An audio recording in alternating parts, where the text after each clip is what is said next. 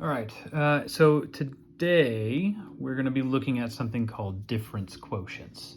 We're going to deal with these a lot in the parent class, and particularly at the start of chapter 2, which is what we're going to be doing in the parent class this week.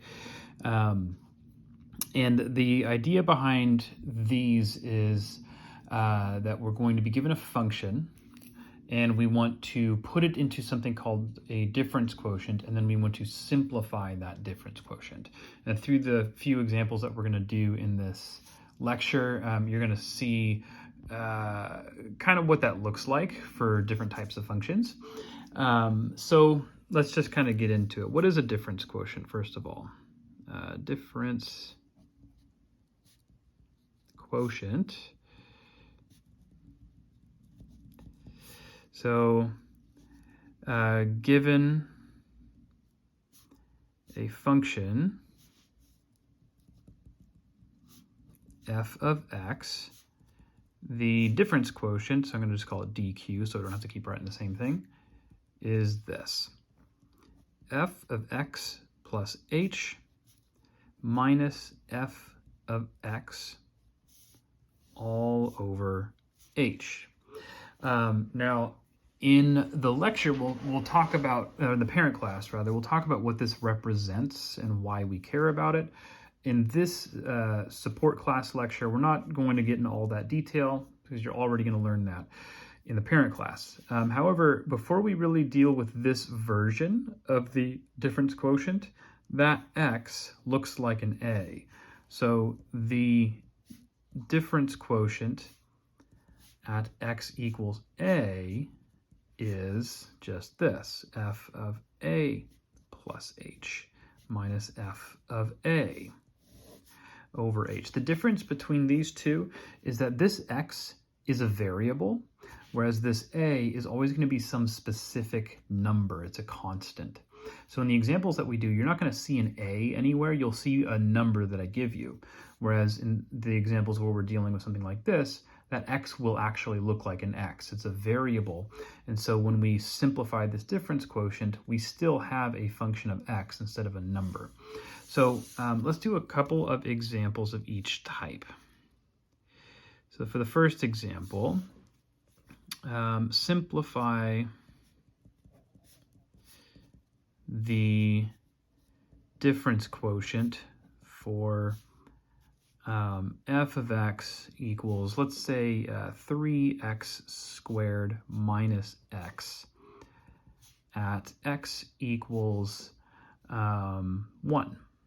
Okay, so because I have this part that says at x equals 1, that's my indication that I'm using this difference quotient as opposed to this one, because I'm given a number that I'm assigning to that x right there. So what I'm going to do is set this up. F of, instead of a plus h, I'm writing 1 plus h. 1 plus h minus f of 1 over h. So generally what we're going to do is we're going to start by writing kind of this definition for the difference quotient, maybe putting that number in for a, but still putting things in terms of f, and then we're going to go step by step and actually work this out for what this function is, and simplify as much as we can. This is equal to what? So I'm taking my function and I'm plugging 1 plus h into it. That's going to look like 3 times 1 plus h squared minus x, but that x is a 1 plus h as well. I mentioned this in the parent class when we do these examples. It is really, really important to put parentheses around these things here. Where I'm plugging something in that has more than one term, 1 plus h, I want to bring parentheses into that because I'm subtracting the thing that I just plugged in for x here. And if I leave those parentheses off, then it won't look like I'm subtracting the whole thing. It'll look like I'm only subtracting that first term. So those parentheses are extremely important, and you will get wrong answers if you don't put that. All right, minus, here's another time when parentheses are really important, minus f of 1. So I'm taking my function and I'm plugging a 1 in for x. 3x squared will look like 3 times 1 squared. Minus x, that'll look like minus 1. Okay? So there is f of 1 plus h, there is f of 1, and I'm subtracting those two. This goes over h, okay? Now the goal at this point is to simplify this down as much as possible. And kind of an indication that we have done enough is that if you get to a point where you can plug a 0 in for the h, you know, any h's that appear in here, if we are not dividing by 0 anymore, then we're basically done. So right now, if I were to plug a 0 in for the h's, I would be dividing by 0 right here. So I'm not done. I'm going to have to find some way of like canceling that h out or doing something that prevents a 0 from appearing down here if I plug it in for h. So I'm going to square that. 3 times 1 plus 2h plus h squared. That's what that would look like if I squared this guy. I'm going to distribute this minus in, minus 1 minus h. And then I'm just going to work this out. I'm going to figure out what this is. So 1 squared is 1 times 3. That would be 3 minus 1. That's 2. And this works out to 2, but I'm subtracting it. So minus 2. All over h. Still not done, because I would get a 0 in my denominator if I plug a 0 in for h. Now let's multiply that 3 in there. 3 plus 6h plus 3h squared minus 1. Well, actually, let's also do this. I have a minus 1 here and a minus 2 here. I know that that's going to combine to a minus 3. So let's just make that a minus 3. Minus h all over h. Okay, having done that, I can start looking at combining like terms in my numerator. And in that process, I see some constants that will cancel. 3 and negative 3. 3 minus 3 is 0. Those are going to go away. I also have like terms here. 6h minus h would be 5h. So I have a 5h plus 3h squared all over h. Now at this point, can we say that we're done? Well, again, your kind of test here is if I were to plug a 0 in for h, would I be dividing by 0? And in this case, I would. So I'm not really done yet. But in my numerator, all of the terms that remain have at least one h in them. That means I can cancel h's out. I can cancel this h with one of each of the h's in those terms up there. That's going to leave me with 5 plus 3h. I still have one of those h's left over. At this point, if I plug a 0 in for h, I wouldn't be dividing by 0 anywhere because there's no denominator left. So this would be as simple as I can make that. Okay? In the parent class, we do this, but we have one additional step where we're taking a limit of this difference quotient. Right now, we're not worried about the limits. Right now, we're just worried about simplifying these things the way that we did just now. Let me try one more example where we're taking it, or we're simplifying a difference quotient, but at a specific value of x. So this one, simplify. How did I phrase that in the last one? Simplify the dq, or the difference quotient, for f of x equals, I'm going to make this one the square root of x plus 3 at x equals 6. Okay, so this time, because it says at x equals a specific constant, we're using this difference quotient, f of 6 plus h minus f of 6 all over h. Okay, plug these into the function that we've defined up here. So that x becomes a 6 plus h, and then I'm also adding a 3 plus 3, minus f of 6 plus 3. I'm plugging 6 in for x there, so square root of 6 plus 3. All over h. Okay, simplify things as much as possible. So right now I have 6 plus h plus 3, which is the same thing as 9 plus h. And then over here I have minus the square root of 9, which is 3. Okay, Now, at this point, what I consider my work to be done?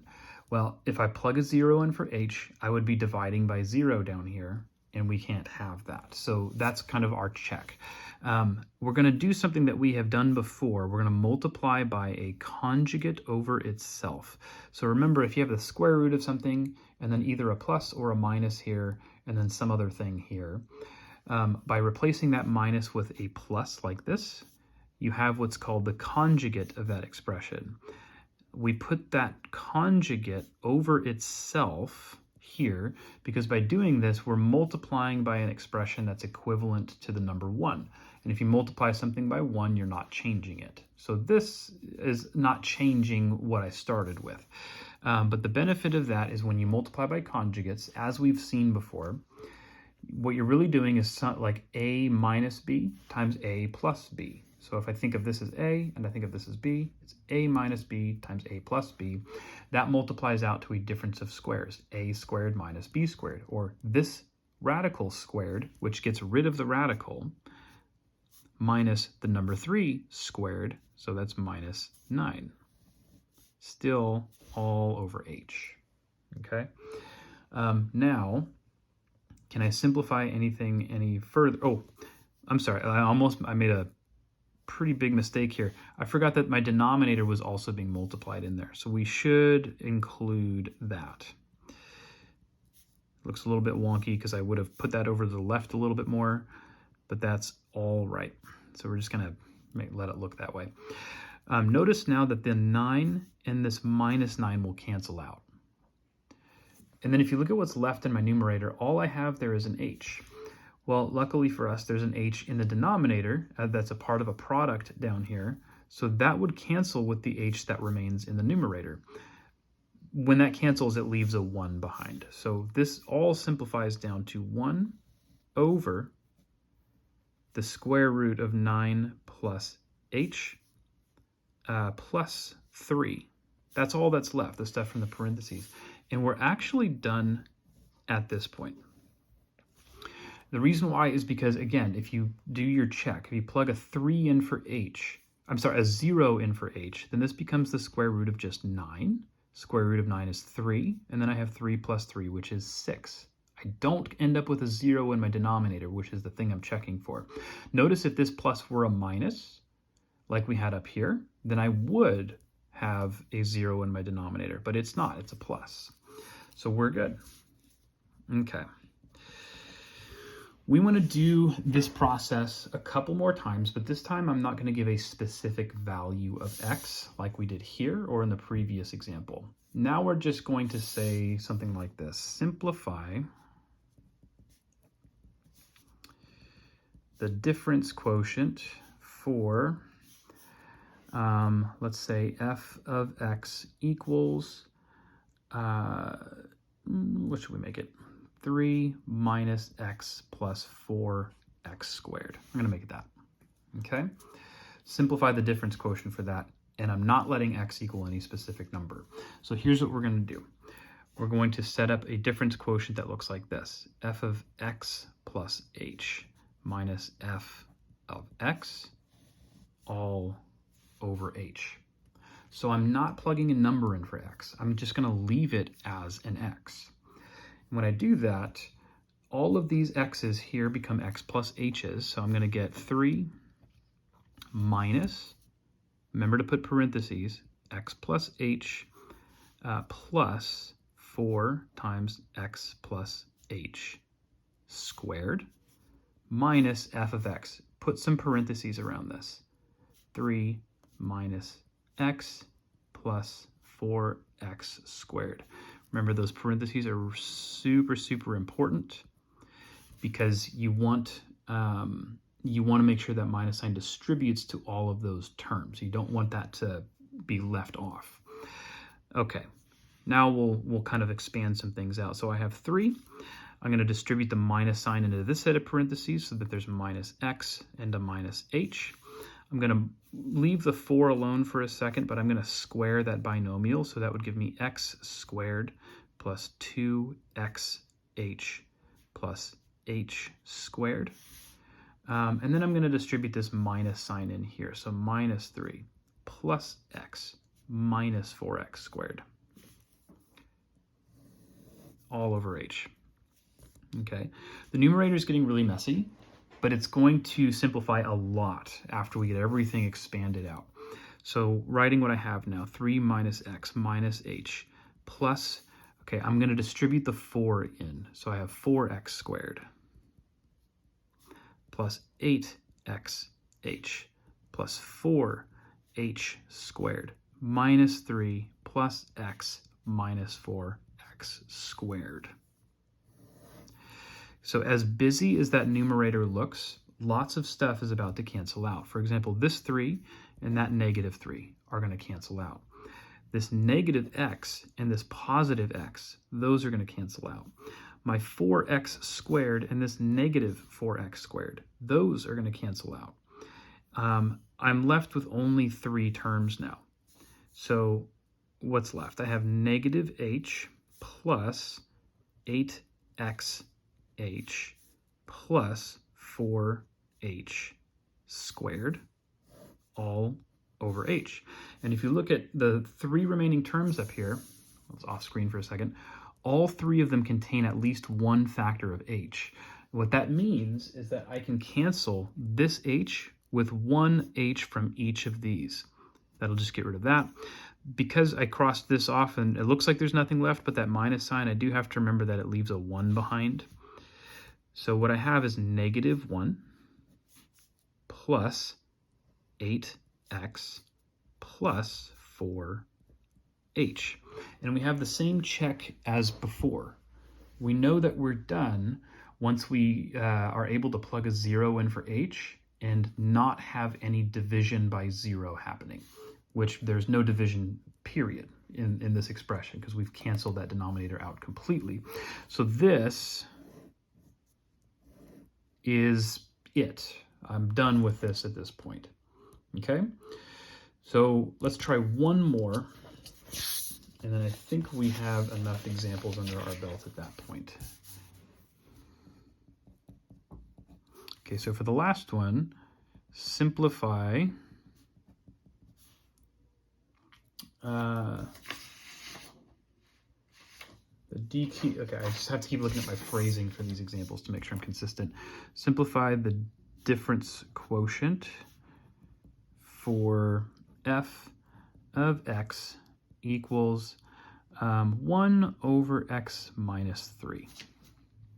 Okay, so this is a rational function. We haven't dealt with any of these yet today. So remember, I'm not saying at x equals some number. So our difference quotient will keep the x. It's f of x plus h minus f of x all over h. Okay?